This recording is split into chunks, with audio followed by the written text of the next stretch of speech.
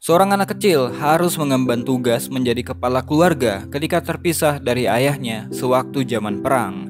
Mampukah seorang anak kecil ini menepati janji kepada ayahnya? Halo, saya Bisa Putra, selamat datang di konten movie storyline. Hari ini saya mau bawa kalian ke Korea karena saya mau ceritain sebuah film inspirasi. Judulnya adalah Ode to My Father yang dirilis di tahun 2014. Semoga cara saya bercerita bisa menghibur kalian semua dan alur cerita film ini bisa diambil hikmahnya. Langsung aja kita masuk ke alur ceritanya.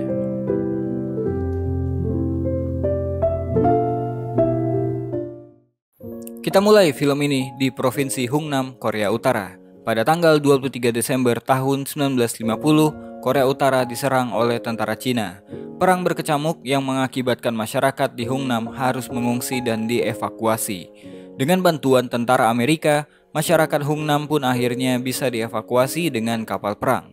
Di tempat lain, ada sebuah keluarga beranggotakan Dukso dan adiknya Maksun, serta ayah dan ibunya yang bernama Dalsu dan Jangnam, kemudian adik laki-laki Dukso yang bernama Seungyu, dan bayi mereka yang bernama Kutsun juga ikut menyelamatkan diri dengan ikut evakuasi. Suasana mencekam terlihat di pelabuhan, apalagi pesawat tempur Cina masih bolak-balik melakukan serangan. Duksu dan keluarganya pun harus cepat-cepat untuk bisa mendapatkan tempat di kapal itu supaya bisa selamat dari serangan. Semua orang berdesak-desakan karena takut gak kebagian tempat di kapal. Ketika itu, Maksun malah sempat terjatuh, namun untungnya dia gak terinjak dan bisa melanjutkan pengejaran ke kapal. Dengan susah payah, akhirnya Dalsu dan keluarganya berhasil naik ke sekoci untuk menuju ke kapal perang. Namun, cobaan gak berhenti sampai di situ. Perjuangan mesti dilanjutkan dengan naik ke atas kapal menggunakan tangga tali. Banyak banget yang jatuh ke laut karena gagal memanjat.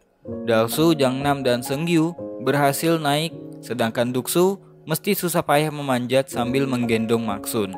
Ketika hampir sampai, malangnya Maksun malah ditarik oleh orang lain hingga dia jatuh ke bawah. Duksu pun teriak-teriak karena kehilangan Maksun. Dalsu kemudian memutuskan untuk turun ke bawah demi mencari Maksun yang entah berada di mana.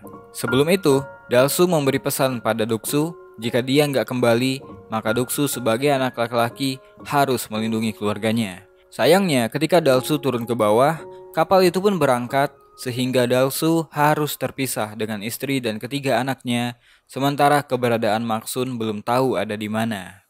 Kapal ini pun akhirnya membawa 14.000 pengungsi ke Korea Selatan dengan tujuan ke kota Busan. Bulan Januari tahun 1951, Jangnam dan anak-anaknya pun harus luntang-lantung di Korea Selatan. Tujuan mereka adalah mencari adik Dalsu yang bernama Kodbun karena dia adalah keluarga satu-satunya di sana. Setelah berkeliling, akhirnya mereka pun berhasil menemukan Kodbun yang kebetulan membuka sebuah toko di pasar. Kodbun tinggal bersama seorang suami yang kerjanya cuma mabuk-mabukan. Mereka pun kemudian disambut hangat, diberi makanan, dan diberikan sebuah kamar sempit untuk tinggal sementara waktu. Di kamp pengungsian, Dukso belajar di sebuah sekolah bersama anak-anak Korea Selatan. Dukso belajar sambil membawa Kyutsun di gendongannya. Di sana, Dukso berkenalan dengan seorang anak bernama Dalgu. Saat sepulang sekolah, Dukso bersama Dalgu bekerja sama untuk mencari rezeki demi membantu orang tua. Gak jarang ketika tengah bekerja, mereka juga harus berhadapan dengan anak-anak lain yang bertingkah seperti preman hanya karena mereka memperebutkan coklat-coklat yang sering diberikan oleh tentara Amerika untuk anak-anak kecil di sana. Ketika di pasar, semua warga termasuk Jangnam dan Dukso mendengarkan kabar bahwa Presiden mengumumkan saat ini mereka tengah gencatan senjata. Walaupun begitu, mereka tetap gak bisa pulang ke Korea Utara karena gencatan senjata bukan berarti perang sudah berakhir. Berbulan-bulan berlalu. Pada suatu malam, Dukso bertanya pada ibunya apakah sang ibu membenci dirinya. Karena sang ibu gak pernah sekalipun membicarakan tentang Maksun, dan mungkin Jangnam menyalahkan Dukso karena sang ayah jadi gak bersama mereka. Jangnam pun mengatakan bahwa semua yang terjadi bukanlah kesalahan Dukso. Jangnam mengingatkan bahwa saat ini Dukso adalah kepala keluarga sampai Dalsu kembali kepada mereka. Singkat cerita, waktu kembali melompat jauh ke tahun 1963, di mana Dukso udah tumbuh dewasa. Pada saat itu, dia ditendang dari sekolahnya karena nggak bisa membayar biaya sekolah. Karena nggak bisa belajar di kelas, akhirnya Dukso bekerja di pelabuhan sebagai buruh pengangkut barang. Saat itu, Dukso masih bersahabat dengan Dalgu. Karena melihat Dukso yang masih melarat, Dalgu menawari Dukso untuk bekerja di Jerman sebagai pekerja tambang. Awalnya Dukso menolak karena lokasi pekerjaan yang terlalu jauh. Dalgu mengatakan bahwa mereka cukup bekerja selama 3 tahun untuk mengumpulkan uang yang banyak. Jadi setelah Dukso berpikir 2 kali dan menimbang ibunya yang sudah tua, serta Seung-gyu yang akan masuk kuliah di Seoul, maka nggak ada pilihan lain untuk Dukso selain mengambil kesempatan ini. Namun ketika di rumah, Seung-gyu mengatakan pada ibunya bahwa dia merasa nggak enakan dengan Dukso yang harus bekerja keras banting tulang sampai nggak sekolah hanya demi dirinya bisa sekolah tinggi. Seung-gyu merasa malu karena sebagai anak laki-laki, dia nggak bisa membantu Dukso untuk bekerja. Ternyata dari balik dinding, Dukso mendengar pembicaraan tersebut. Dia marah pada adiknya dan menyuruhnya untuk fokus dengan pendidikannya saja. Dukso mengatakan bahwa harusnya Seung-gyu nggak berbicara seperti itu di depan sang ibu. Baik Jangnam, Seung-gyu, dan Kyutson sebenarnya juga merasa sedih karena Dukso harus menjadi kepala keluarga menggantikan sang ayah. Singkatnya di hari lain, tes untuk menjadi pekerja tambang pun dimulai. Baik Dukso dan Dalgu berusaha untuk lolos dalam tes tersebut. Ada beberapa macam tes yang harus mereka lalui. Ketika tes fisik, Dalgu nggak mendapatkan nilai yang bagus karena fisiknya nggak terbiasa bekerja keras. Sebaliknya, Dukso malah dengan mudah mendapatkan nilai tertinggi karena dia udah terbiasa kerja kasar di pelabuhan. Namun, ketika di tes wawancara, baik Dalgu dan juga Dukso hampir saja ditolak dikarenakan mereka nggak pernah sekalipun punya pengalaman bekerja di bidang pertambangan, walaupun dia pernah bekerja di berbagai bidang. Namun hal lucu pun terjadi. Dukso yang nggak menyerah berhasil meyakinkan HRD bahwa dia akan bekerja keras dengan sungguh-sungguh sampai-sampai dia menyanyikan lagu kebangsaan Korea dengan suara yang lantang hingga membuat semua yang ada di ruangan juga ikut berdiri dan bernyanyi bersama. Karena rasa nasionalismenya yang tinggi, mereka pun kemudian diloloskan dan akan diberangkatkan ke Jerman untuk bekerja. Tepatnya di tahun 1964, mereka pun tiba di Jerman untuk bekerja di lokasi tambang. Di lokasi ini, para pekerja berasal dari berbagai negara. Dukso dan Dalgu pun harus cepat beradaptasi dalam bekerja di sana. Dengan berbekal ilmu seadanya, mereka pun harus bekerja dengan menggunakan peralatan pengaman dan turun ke bawah tanah. Pekerjaan yang mereka lakukan saat ini bisa dibilang selain keras, bahaya juga bisa datang kapan saja. Kadang-kadang karena merasa kerasnya kehidupan ini, mereka sering curhat bareng ketika jam makan siang. Selain jauh dari keluarga dan negara, mereka juga harus bekerja lebih keras dari biasanya. Namun, mereka mencoba untuk selalu bersyukur menjalani kehidupan yang udah mereka pilih. Ketika libur bekerja, Dukso biasanya akan berjalan-jalan menikmati kota. Pada suatu ketika, perhatian Dukso teralihkan oleh seorang wanita Korea yang lagi bersantai menatap sungai dari tepi pagar. Karena terpesona dengan kecantikan wanita itu, Dukso pun sampai-sampai menabrak pedagang sayur hingga terjatuh. Namun hikmahnya, wanita itu jadi menolong Dukso yang terluka ringan. Nama wanita ini adalah Yongja, dan di Jerman dia lagi menyelesaikan studinya di sebuah sekolah perawat. Karena udah lama nggak pernah bertemu dengan orang Korea, Yongja mengatakan bahwa dia tiba-tiba jadi kepengen makan makanan Korea. Jadi karena itulah, di lain waktu, Dukso datang membawakan makanan Korea ke asramanya Yongja. Tentu aja Yongja senang menerimanya. Yongja pikir Dukso nggak mendengarkan omongannya kemarin. Di kesempatan itu, Dukso menanyakan kenapa pada waktu itu Yongja terlihat bersedih sambil menatap sungai. Ternyata bagi seorang wanita, Yongja juga merasakan hal yang hampir sama dengan Dukso, di mana bekerja keras di negeri orang tentunya berbeda dengan bekerja di negara sendiri. Namun Yongja tetap mencoba enjoy dengan apa yang dia kerjakan di Jerman. Waktu demi waktu berlalu. Karena sering menghabiskan waktu berdua bersama, Dukso dan Yongja pun semakin dekat dan nyaman dengan satu sama lain. Mereka sering jalan dan piknik bareng. Bahkan pernah suatu malam, saat ingin berpamitan, Dukso kegirangan setengah mati ketika dia berhasil memegang tangan Yongja lebih lama dari biasanya. Pada suatu hari di lokasi tambang, teknisi melaporkan ada insiden kebocoran gas di lokasi tambang bawah tanah. Perintah evakuasi pun langsung diberikan. Keadaan makin diperparah ketika terjadi ledakan di beberapa titik. Kepanikan pun terjadi di lokasi tempat Dalgo dan Dukso bekerja. Karena terowongan yang sempit, proses evakuasi nggak berjalan lancar hingga Dalgo terkena timpaan reruntuhan. Dukso yang nggak bisa meninggalkan sahabatnya itu pun mencoba berbalik arah. Namun belum sempat menyelamatkan Dalgo, mereka berdua malah tertimpa reruntuhan kembali. Para korban kemudian dibawa ke rumah sakit.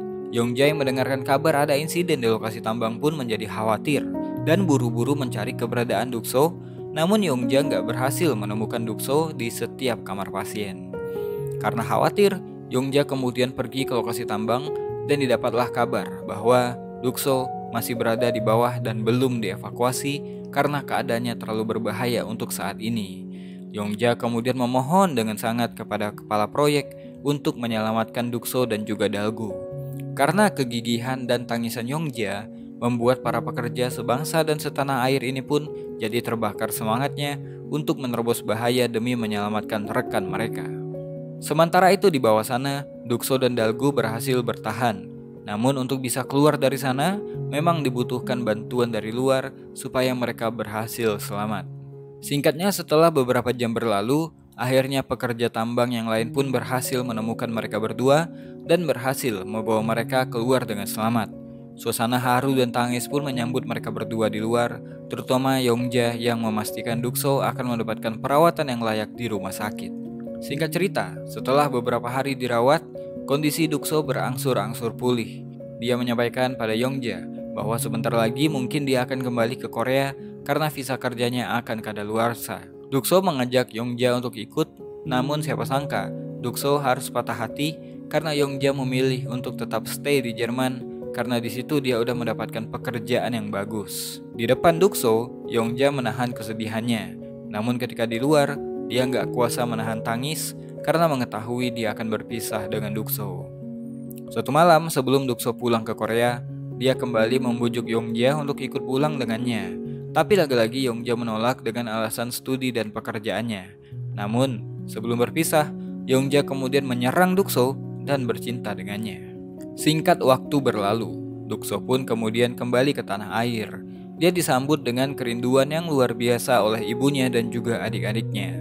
Siapa sangka, dari hasil kerja kerasnya selama 3 tahun di Jerman, dia berhasil membelikan rumah untuk keluarganya dan juga menjadi tulang punggung hingga kehidupan keluarganya dan juga pendidikan adik-adiknya terjamin. Sepulangnya dari Jerman, Dukso lebih sering menghabiskan waktunya untuk membantu bibinya bekerja di toko. Bibinya itu mengatakan, jikalau dia mati, dia ingin Dukso yang memiliki toko ini. Namun Dukso nggak serius dalam menanggapi omongan bibinya. Dikala itu, dia kaget ketika melihat Yongjae di hadapannya. Untuk merayakan pertemuan mereka, Dukso mengajak Yongjae untuk makan siang bersama. 3 bulan terpisah, ternyata sudah membuat mereka canggung satu sama lain. Alasan Yongjae pulang, ternyata dia tengah hamil 3 bulan dan anak itu adalah anaknya bersama Dukso. Karena hal tersebut, Dukso dan Yongjae pun akhirnya menikah. Semuanya menyambut dengan sukacita karena nggak menyangka seorang Dukso yang pemalu akhirnya berhasil menemukan jodohnya. Perjalanan kehidupan seorang Dukso tidaklah berakhir sampai di sana. Walau sudah berhasil menyediakan rumah dan menikah bahkan punya anak, Dukso juga masih punya cobaan dari adik perempuannya yaitu Kutsun. Adiknya itu merengek pada sang ibu untuk menjual rumah mereka demi supaya dapat biaya untuk menikah. Tentu saja sang ibu nggak mau menuruti permintaannya itu. Sang ibu mengingatkan bahwa Dukso udah bekerja keras bahkan sampai hampir menghilangkan nyawanya di lokasi tambang hanya demi membelikan rumah dan juga menyekolahkan Kyutsun dan Seungyu. Dukso ternyata mendengarkan hal itu dari jauh, jadi dia pun merasa sedih. Ketika Dukso merenung kejadian tadi sambil menjaga toko bibinya, ada beberapa orang datang ke sana yang katanya mereka adalah calon pembeli dari toko bibinya itu. Dukso kemudian menemui pamannya dengan maksud meminta penjelasan kenapa tiba-tiba si paman mau menjual toko milik si bibi. Padahal belum seminggu bibinya itu mereka kuburkan. Dukso bersikeras bahwa itu adalah toko milik bibinya, bukan milik si paman. Tapi si paman juga bersikeras bahwa dia juga harus menghidupi hidupnya sendiri. Karena hal itu, Dukso pun mengatakan bahwa dia yang akan membeli toko bibinya itu. Ternyata niat Dukso benar-benar serius. Pada malam itu, dia resmi membeli toko milik bibinya. Dukso pun menangis sambil melihat papan nama toko tersebut. Dukso nggak kehabisan akal dalam mencari penghasilan tambahan. Dia pun kemudian mendaftar sebagai teknisi perang dan berhasil lolos untuk bekerja. Hal ini pun disampaikan pada keluarganya. Namun karena ruang lingkup pekerjaannya adalah di lokasi perang, sang ibu nggak setuju, walaupun Dukso akan dibayar mahal. Karena pekerjaannya kali ini lebih berbahaya dari sebelumnya, Dukso nggak dapat restu dari sang ibu, apalagi istrinya Yongja. Di tempat lain, Dukso mencoba memberikan pengertian pada Yongja. Alasan kenapa dia melamar dalam pekerjaan ini adalah karena dia ingin mencari biaya tambahan untuk pernikahan Kyosun. Mendengarkan hal itu, Yongja merasa kesal karena Dukso selalu mengorbankan dirinya, padahal hal itu nggak perlu dilakukan. Tapi Yongja nggak bisa memaksa Dukso melakukan keinginannya. Dukso menganggap bahwa ini adalah tanggung jawabnya sebagai penyedia untuk keluarganya. Alhasil di tahun 1974, Dukso tetap pergi ke Vietnam bersama Dalgu untuk bekerja sebagai teknisi perang. Tugas pertama mereka berdua adalah mengantarkan keperluan logistik untuk tentara-tentara Amerika. Ketika selesai mengantarkan, Dukso pun bersantai dan beristirahat di luar base camp. Ketika itu, dia melihat segerombolan anak yang sedang memperebutkan coklat dari tentara. Seketika, Dukso teringat masa kecilnya dulu. Dukso juga sempat menolong seorang anak yang dibuli dan memberikannya sebuah coklat. Lagi asik istirahat, Dukso tiba-tiba diberi kode oleh anak tersebut dari kejauhan. Ternyata, base camp tentara Amerika akan diserang oleh pelaku bom bunuh diri. Karena informasi itu, Dukso pun berhasil selamat dari kejadian. Dukso merasa kasihan melihat anak-anak di sana terpaksa menjadi korban. Dia juga bersyukur saat ini anak dan istrinya bisa hidup aman di Korea. Hal itu pun disampaikan oleh Dukso dalam sebuah surat yang dikirimkannya untuk Yongja. Gak sampai di situ, Dukso dan Dalgu juga harus bekerja di medan perang. Tentunya, resiko ditembak di tempat juga harus mereka alami. Karena jika salah-salah, mereka gak akan bisa pulang kembali ke Korea. Singkatnya, setelah menjalani tugas dan akan dipulangkan ke Korea, mereka dicegat oleh warga lokal yang memaksa untuk ikut serta karena merasa gak nyaman dan aman tinggal di sana. Dalgu yang gak tega melihat seorang perempuan menangis di hadapannya pun mencoba membujuk Dukso untuk membawa serta. Karena kasihan melihat para warga dan juga situasi ini mengingatkan dirinya ketika masa kecil dulu, akhirnya Dukso mengizinkan. Namun siapa sangka, dari dalam tiba-tiba serangan dari tentara Vietnam pun datang yang mengakibatkan beberapa penduduk yang gak bersalah ikut menjadi korban. Bahkan salah satu anak perempuan pun jatuh dari kapal dan tercebur ke sungai. Dukso pun kemudian dengan berani terjun demi menyelamatkan anak tersebut. Dia nggak mau kejadian seperti hilangnya Maksun terulang lagi. Aksi Dukso berhasil menyelamatkan anak itu, namun kaki Dukso tertembak hingga dia nggak bisa naik ke kapal. Beruntungnya, salah satu tentara berhasil menggapai Dukso dan membawanya kembali ke atas kapal. Akhirnya, mereka semua di kapal itu pun berhasil selamat. Singkatnya, setelah bertugas di Vietnam, Dukso kemudian kembali ke Korea. Yongja yang melihat suaminya pulang pun senang bukan main. Namun dia juga sedih ketika mengetahui kalau Dukso sampai menggunakan alat bantu untuk berjalan. Dengan uang yang dia dapat dari bekerja di Vietnam, Dukso berhasil memperbesar tokonya dan membuat pesta pernikahan untuk adik bungsunya yang akhirnya bisa menikah dengan pria idamannya. Sebuah pencapaian yang luar biasa untuk Dukso karena bisa membahagiakan semua anggota keluarganya. Sementara Dalgu menikah dengan gadis Vietnam yang dia selamatkan dan pernikahannya menjadi pernikahan Korea dan Vietnam pertama yang pernah terjadi. Suatu hari, Dukso melihat sebuah acara di TV yang menyiarkan sebuah acara reality show yang mempertemukan kembali keluarga-keluarga yang terpisah akibat perang dengan Cina di masa lalu. Jadi di tahun 1983 di Seoul, Dukso yang ditemani Dalgu ikut datang ke lokasi untuk mencari ayah dan adiknya yang hilang. Di lokasi tersebut, puluhan ribu orang berdatangan karena mereka juga ingin menemukan keluarga mereka yang hilang selama bertahun-tahun. Acara ini bisa dibilang berhasil mempertemukan keluarga yang sudah lama hilang. Bahkan orang-orang yang menontonnya pun jadi banjir air mata karena ikut merasakan sedih. Hingga tibalah giliran Dukso yang diwawancara. Dalam kesempatan itu, Dukso mengatakan bahwa dia mencari ayah dan Maksun adiknya yang terpisah ketika dalam proses evakuasi ke kapal perang. Keluarga yang ada di rumah gak bisa menahan tangis ketika menyaksikan di TV sewaktu Dukso menceritakan kronologi kejadian.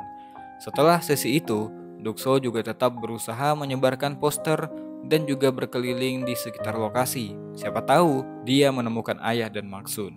Sampai akhirnya, ketika di penginapan, Dalgo mengangkat telepon dari stasiun TV dan didapatlah kabar jika mereka telah berhasil menemukan si Ayah dan Maksun. Jadi mereka pun segera ke tempat acara untuk dipertemukan lewat telekonferensi demi memastikan orang yang dihadapannya benar sang ayah atau tidak. Dukso pun disambungkan dengan seseorang yang sudah tampak tua. Saling lempar pertanyaan pun terjadi. Awalnya, semuanya sangat cocok. Misalnya tentang asal Dukso, nama panggilannya, dan sebagainya. Namun sayang, marga mereka berdua berbeda. Dukso bermarga Yun, sedangkan si bapak bermarga Yo. Kedua belah pihak pun menunjukkan kesedihannya. Begitu juga dengan sang ibu dan juga keluarga yang menonton dari rumah. Sedih memang, tapi apa mau dikata, Tuhan berkehendak lain. Dukso yang bersedih pun kemudian dihibur oleh Dalgo. Dia mengatakan kepada Dukso, paling tidak jangan kehilangan harapan. Untungnya pada waktu itu, Dukso tidak langsung pulang, karena nggak lama setelahnya, dia dipanggil lagi oleh pihak stasiun TV dan mendapatkan kabar bahwa kemungkinan mereka menemukan orang yang diduga adalah adiknya Dukso. Mereka pun kembali disambungkan lewat telepon dan akan mengkonfirmasi cerita masing-masing. Mula-mula, Dukso bertanya apakah nama perempuan itu Yun Maksun. Namun perempuan tersebut berbicara dengan bahasa Inggris sehingga Dukso butuh penerjemah. Dia pun menceritakan bahwa ketika kecil, dia diadopsi oleh keluarga dari Amerika Serikat dan dibawa ke Los Angeles. Perempuan ini juga lupa dengan nama aslinya. Dia cuma ingat kenangan waktu kecil yang gak dia lupakan ketika abangnya selalu menggendongnya ketika mereka berjalan. Dukso pun mengatakan kalau adiknya Maksun punya tahi lalat di belakang telinganya. Seketika, perempuan ini pun bisa memperlihatkan tahi lalat tepat di belakang telinganya. Perempuan ini juga menceritakan bahwa sebelum mereka terpisah, abangnya menyuruhnya untuk fokus karena itu bukan taman bermain dan mereka pergi bukan untuk bersenang-senang. Pegang tanganku erat-erat, katanya. Dukso pun sangat yakin bahwa benar yang di depannya adalah Maksun. Perempuan ini juga memperlihatkan baju robek yang dia pakai waktu kejadian. Air mata pun gak terbendung. Seketika, tangis pun pecah di studio maupun di rumah. Dukso meminta maaf pada Maksun karena ketika itu dia gak memegang tangan Maksun dengan erat. Maksun bertanya tentang ibunya karena dia merindukan ibunya setengah mati. Keberhasilan mempertemukan saudara yang terpisah selama 30 tahun membuat seisi studio pun merayakan kejadian ini. Singkat waktu berlalu, Maksun berangkat ke Korea ditemani oleh keluarga Amerikanya untuk bertemu sang ibu tercinta. Pertemuan ini jadi pertemuan yang mengharukan bagi mereka semua. Setahun setelah bertemu dengan Maksun, sang ibu pun meninggal dunia, sedangkan sang ayah gak pernah ditemukan. Puluhan tahun berlalu, keluarga Dukso menjadi keluarga besar. Dukso dan Yongja saat itu udah punya banyak anak dan cucu. Bahkan dengan usianya yang udah tua, Dukso masih mengoperasikan tokonya. Bahkan dia masih menolak jika ada orang yang ingin membeli tokonya itu. Gak jarang, mereka semua masih berkumpul bersama. Bahkan Dukso rutin memperingati hari kematian sang ibu bersama keluarga besarnya.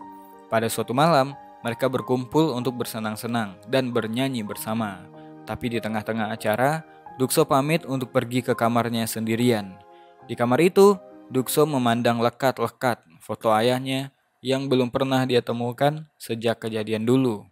Dukso pun berbicara pada foto ayahnya bahwa dia berhasil menepati janjinya untuk menjadi kepala keluarga yang baik dan juga berhasil menemukan Maksun. Walau semuanya berhasil dia lakukan, tapi Dukso merasa sangat kelelahan karena masih merindukan sang ayah bahkan di masa tuanya. Dukso pun menangis di baju ayahnya selagi keluarganya di ruangan yang berbeda tengah bersenang-senang. Film ini diakhiri ketika Dukso dan Yongja bersantai bersama di atas rumah mereka. Yongja pun memegang tangan pria yang dia cintai itu. Kepala keluarga adalah inspirasi bagi anak dan istri. Bijak dalam mengambil keputusan, sabar dalam menghadapi tantangan kehidupan. Dengan tangan yang selalu terbuka, hati yang penuh kasih, dia membimbing, menyemangati, dan memberi teladan tanpa pamrih. Gak cuma sekedar mencari nafkah, Kepala keluarga adalah pemandu dan pemangku tanggung jawab yang sejati. Dia memupuk rasa saling menghormati dan cinta di antara keluarga, membangun pondasi yang kuat, memberikan perlindungan dan keamanan yang gak tertandingi. Kita patutnya tetap bersyukur dan berterima kasih kepada seorang ayah, kepala keluarga yang menuntun kita dalam perjalanan kehidupan ini. Sebagai kekuatan yang membimbing, dia layak dihormati dan diapresiasi. Kini dan selamanya, kepala keluarga adalah pahlawan bagi keluarga, seorang yang berdiri tegak di tengah suka duka kehidupan yang mengalir. Mungkin itu aja buat video kali ini. Saya Besa Putra, to be continue. Jangan bosan jadi orang baik.